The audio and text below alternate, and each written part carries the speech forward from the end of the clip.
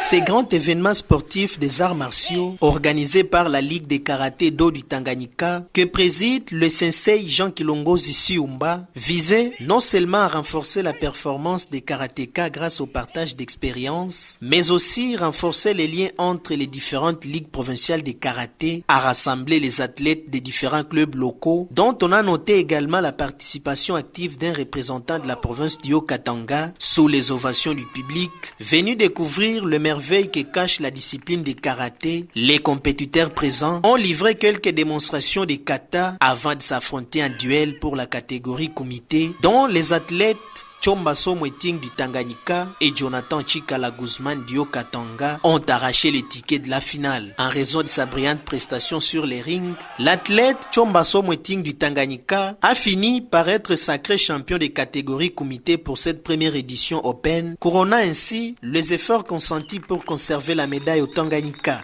Tulipokea wageni walifika mea hatukupenda medali irudie. Ni furaha sana parce que mchezo wote mpaka kutairisha. Walikuya mea hatukupenda tulitayarisha ke tutebapika na medali itabakia hapa kwetu Tanganyika. Inanipatia nao ni furaha sana kwa kuona president wetu Jean Kilongozi kwa kuidiweka kifua mbele pour que bakarateka bote bakuwe mzuri. Malgré cette défaite, la détermination pour l'avenir reste la même pour Jonathan Chikala Guzman du Haut-Katanga. La déception non, parce que dans le karaté tout arrive.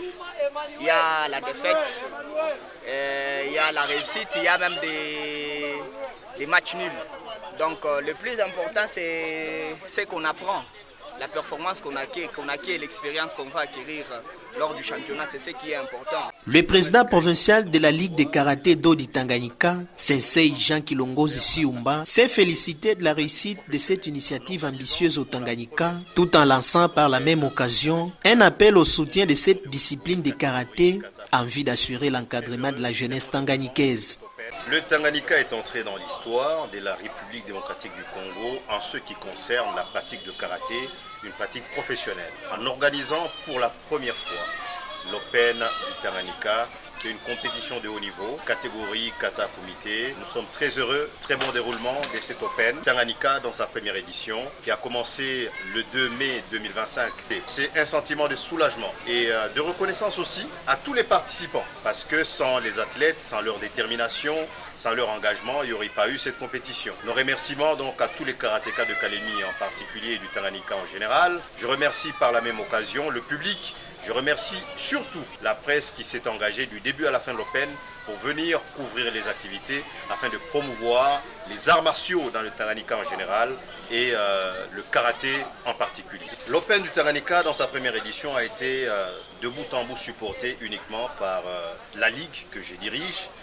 Il n'y a pas eu de soutien public ou privé. C'est ici l'occasion de rappeler aux uns et aux autres que aimer la jeunesse, c'est encadrer la jeunesse. Aimer la jeunesse, c'est soutenir la jeunesse.